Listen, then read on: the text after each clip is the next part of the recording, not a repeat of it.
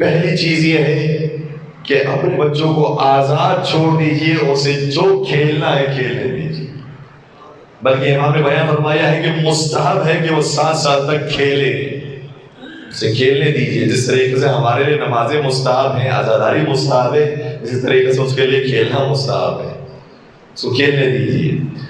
اور نبی اکرم حضرت محمد مصطفیٰ صلی اللہ علیہ وآلہ وسلم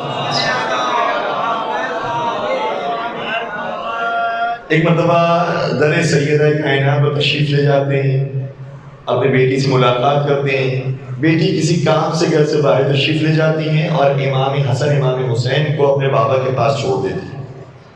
نبی اکرم نے فرصت دیکھی کہ دونوں چھوٹے چھوٹے سے شہزادے ہیں، تو دونوں کے درمیان کئی مرتبہ ایسا ہوا ہے کہ مقابلہ کرواتے تھے، لیکن یہ کون سا مقابلہ ہے؟ یہ ہیلدی کمپٹیشن ہے، اور انہی کھیلوں کے ذریعے بچہ بہت مضبوط ہوتا ہے، جسمانی اعتبار سے تو ہوتا ہی ہے، روحانی اور نفسانی اعتبار سے بھی مضبوط ہوتا ہے۔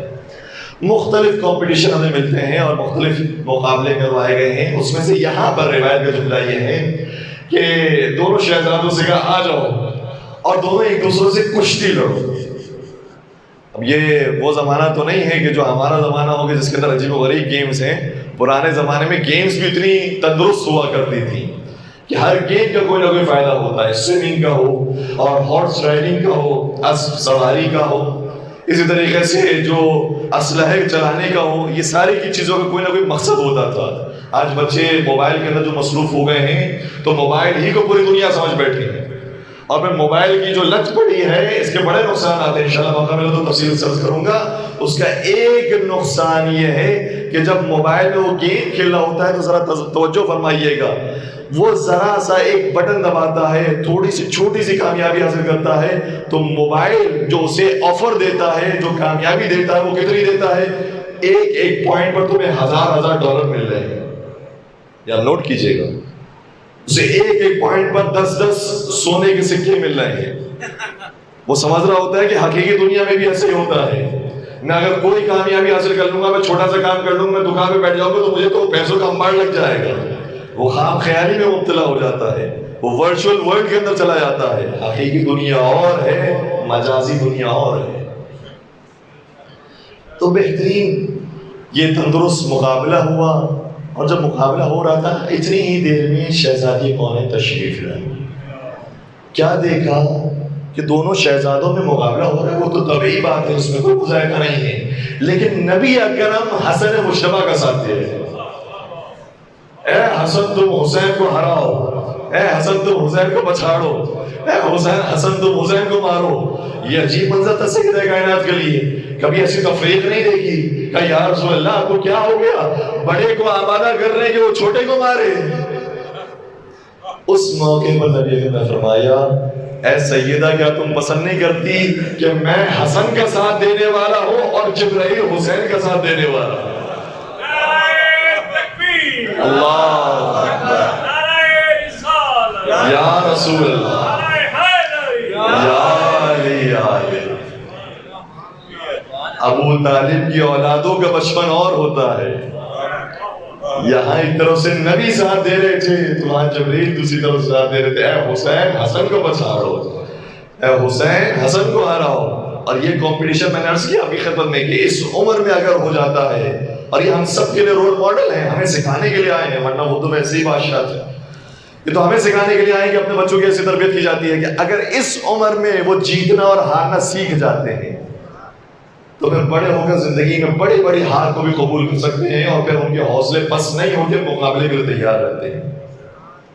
پہلی چیز بچوں کو کھیلنے دیا جائے، دوسری چیز بچوں کو محبت دی جائے، محبت دی جائے۔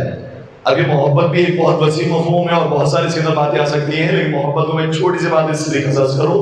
محبت کا مطلب یہ ہے کہ اسے ہر موقع پر گلے سے لگا لیا جائے، پیار کیا جائے، اس کے ماتھے کو کبھی چوما جائے، کبھی اس کے رخسار کو چوما جائے، کبھی اس کے اپنی آغوش میں بٹھایا جائے۔ یہ کام نبی اکرم نے کیا ہے، اور نہ صرف نبی اکرم نے حسنین کریمین کے لیے کام کیا ہے بلکہ عام بچوں کے لیے بھی کیا۔ کیوں کیا؟ تاکہ وہ جو محبت کا محتاج ہے اس کے لیے پیاس بجھ سکے۔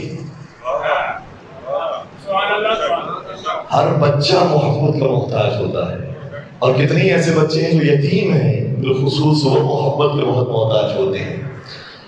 نبی اکرم ایک مقام سے گزر رہے تھے، کیا دیکھا کہ سارے بچے کھیل رہے ہیں، ایک بچہ کنارے میں بیٹھا ہوا ہے۔ اگر ہم جیسا کوئی ہوتا مولوی تو کہتا کہ بہت اچھا ہے بچہ جو بچوں کے ساتھ کھیل نہیں رہا، یہ بہت شریف ہے، یہ بہت نیک ہے۔ لیکن نبی اکرم جانتے ہیں یہ عمر کھیلنے کی عمر ہے۔ نبی اکرم آگے بڑھتے سوال کرتے ہیں، اے بچے تم ان کے ساتھ کیوں نہیں کھیل رہے؟ کہتا ہے کہ میرے کپڑے پھٹے پرانے ہیں اور میرا باپ مر چکا ہے، مجھے نیا لباس کوئی دلا نہیں سکتا، یہ بچے مجھے کھلاتے نہیں ہیں اپنے ساتھ۔ کہتے تو بہت غریب ہے، تیرا باپ مر چکا ہے تو ہمارے ساتھ نہیں کھیل۔ نبی اکرم سے محبت سے اپنے گھر پہ تشریف لے کر آتے ہیں، گھر پہ لے کر آتے ہیں۔ جب وہ بچہ گھر پر آ گیا، سیدہ کونین سے فرمایا، اے سیدہ تمہارے پاس جو بچپن میں کوئی لباس موجود ہو تو اس کو دے دو۔ لباس اس کے لیے تیار ہوا اور پھر خود نبی اکرم نے اسے نہلوایا، صاف ستھرا بنایا، اور جب اس طریقے سے وہ پیارا سا بچہ ہو گیا تو پھر اسے باہر لے کر نکلے، اور جو بچے کھیل رہے تھے ان سے کہا کہ اگر تم چاہتے ہو کہ میں بھی تمہارے ساتھ کھیلوں تو میری شرط یہ ہے کہ یہ بچہ بھی تمہارے ساتھ کھیلے۔ واقعاً واہ واہ کرنے کے لیے چاہتے ہیں، ہمارے نبی وہ نبی تھے، اور آج ان کے امتی کس درجے تک نیچے اتر آئے ہیں کہ اپنے بچوں سے محبت نہیں کر رہے۔ یہ سمجھیں دینداری کا حصہ ہی نہیں ہے، یہ دینداری ہے بچوں سے محبت کرنا۔ پہلا نقطہ ہو گیا بچوں کے ساتھ کھیلنا یا بچوں کو کھیلنے دینا، دوسرا نقطہ ہو گیا ان سے محبت کرنا، تیسرا نقطہ یہ ہے کہ انہیں احترام دینا۔ یہ بھی ایک عجیب بات ہے، جو بچہ ہے چھوٹا سا، اب اسے آپ سمجھتے ہیں کہ احترام دے نہ دے کیا فرق پڑتا ہے، یہ تو بڑا ہو ہی جائے گا۔ جی نہیں، یہ بچہ اگر ابھی سے احترام گھر میں نہیں پائے گا تو پھر دنیا والے بھی اس کا احترام نہیں کریں گے۔ یہ سمجھے گا کہ میں تو ذلیل ہوں، میں ذلیل و خوار ہونے کے لیے آیا ہوں۔ اور جب انسان اندر سے یہ ذلت محسوس کرتا ہے، مولا متقیان امیر المؤمنین حضرت علی ابن ابی طالب صلی اللہ علیہ وسلم شاہ فرماتے ہیں،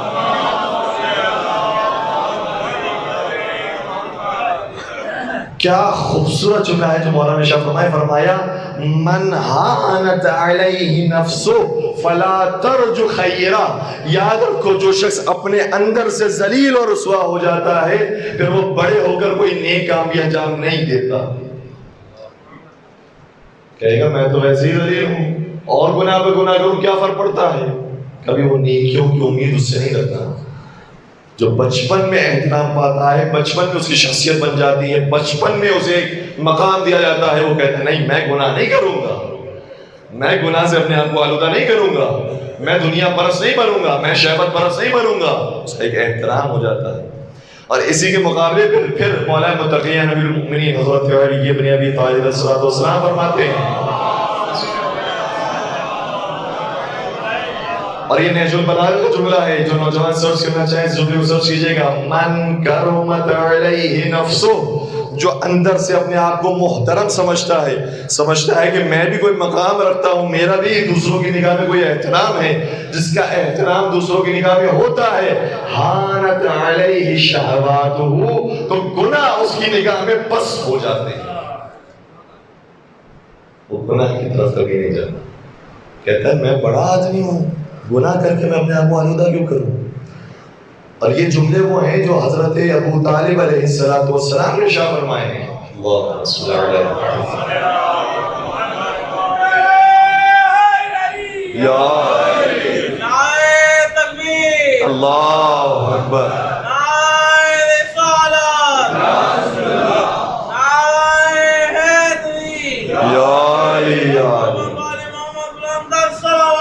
اللهم صل على محمد وآل محمد وعجل جزاك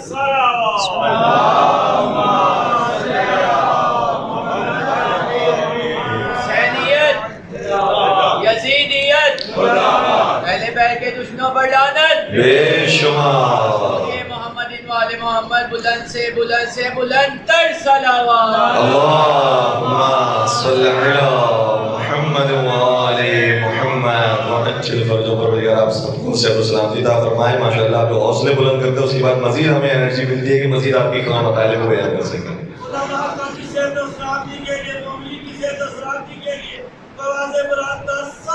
اللہم صل علی محمد وآل محمد وعجل فرجہم. حضرت ابو طالب کا جملہ یہ ہے کہ کچھ چیزیں جو شریعت اسلامی میں آنے کے بعد حرام ہوئی ہیں اگر وہ حرام نہ بھی ہوئی ہوتی تو کبھی ابو طالب اس کو انجام ہی نہ دے گا.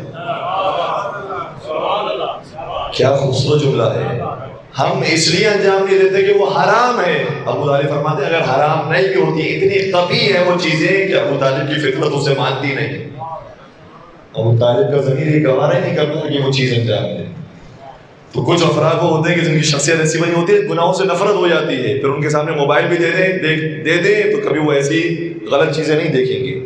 انہیں گویا ویکسین لگ چکی ہے. انہیں ویکسین لگ چکی ہے. اب وہ یہ باہر کی جو آلودگیاں ہیں اس سے انہیں کوئی خطرہ نہیں ہے. البتہ کورونا کی ویکسین تب تک بنی نہیں ہے, لیکن بن جائے گی تو اس کا فائدہ یہی ہے کہ پھر اگر ہوگا بھی تو انسان فائٹ کر سکے گا اس سے. اسی طریقے سے ان کی شخصیت اگر بن جائے گی تو پھر گناہوں سے مقابلہ کر سکے گا, نفرت ہو جائے گی ان گناہوں سے. تو یہ تیسرا پوائنٹ ہے کہ بچوں کو خاص احترام دیں. اور نبی اکرم حضرت محمد مصطفیٰ صلی اللہ علیہ وسلم کتنا احترام دیتے ہیں. اب دیکھیں ایک محفل کے اندر خود نبی اکرم, اب یہ تو جملہ میں اپنے لیے کہہ سکتا ہوں لیکن نبی اکرم کی شان کے بہت مطابق تو نہیں ہے, لیکن بات سمجھانے کے لیے عرض کر رہا ہوں کہ نبی اکرم کے لیے ایک پریشانی ہو گئی کہ ایک طرف جوان موجود ہے اسے بھی احترام دینا ہے, دوسری طرف ایک بزرگ موجود ہے اسے بھی احترام دینا ہے. اب کس کو زیادہ احترام دیں؟ ایک ایسا موقع بھی آ گیا. روایت کی جملہ یہ ہے کہ نبی اکرم کسی محفل کے اندر تشریف فرما تھے, کسی دعوت موجود تھے اور شربت ان کی خدمت میں پیش کیا گیا. نبی اکرم نے وہ شربت نوش فرمایا اور پھر وہ شربت کا کچھ حصہ باقی مہمانوں میں دینا تھا. نبی اکرم نے ایک طرف جوان بیٹھا ہے دوسری طرف بزرگ بیٹھے ہیں, اب کس کو پہل کریں کہ آپ لیجئے یا آپ لیجئے, کون لیجئے؟ نبی اکرم نے کیا خوبصورت جملہ ارشاد فرمایا, جوان سے مخاطب اور کہا اے جوان اگر تم اجازت دیتے ہو تو میں اس بزرگ کو دے دوں.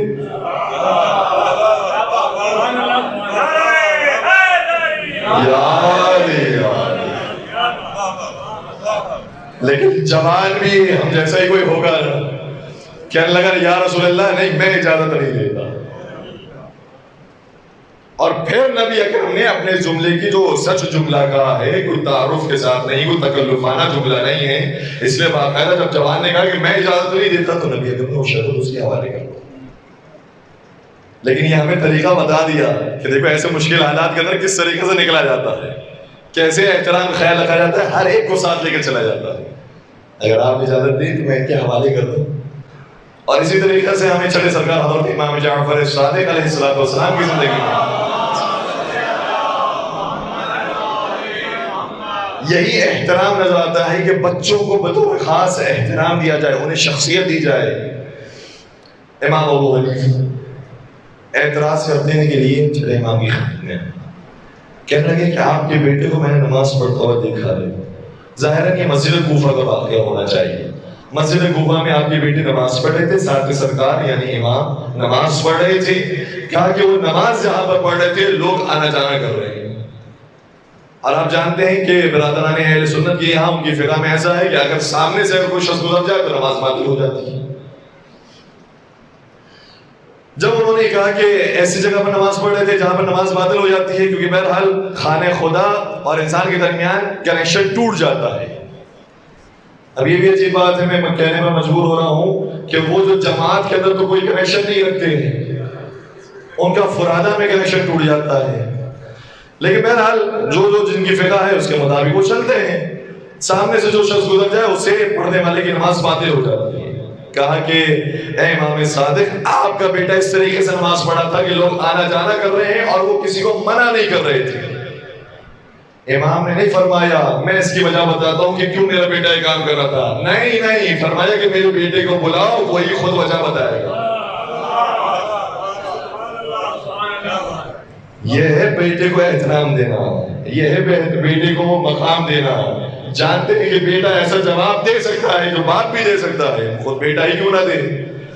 لہذا امام کو جب بلایا گیا کہا کہ یہ اعتراض آپ پر کر رہے ہیں کہ آپ کی نماز ایسی تھی جس میں لوگ آنا جانا کر رہے تھے، نماز باطل ہو جاتی ہے. تو اس وقت امام موسیٰ کاظم علیہ السلام نے شاہ فرمایا، اے ابو حنیفہ کیا تم نے قرآن نہیں پڑھا؟ تو کیا سمجھتا ہے کہ نماز میں انسان جب پروردگار کی طرف رخ کرتا ہے اور درمیان سے کوئی شخص گزر جائے تو پروردگار سے کنیکشن ٹوٹ جاتا ہے؟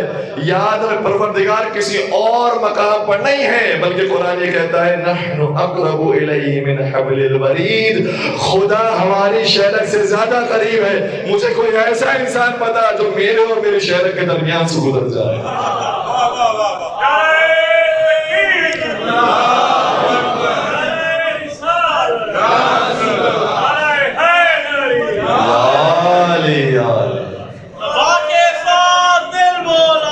علی مولا، علی مولا، زمین بولی فلک بولا، علی مولا، علی مولا، علی مولا، علی مولا.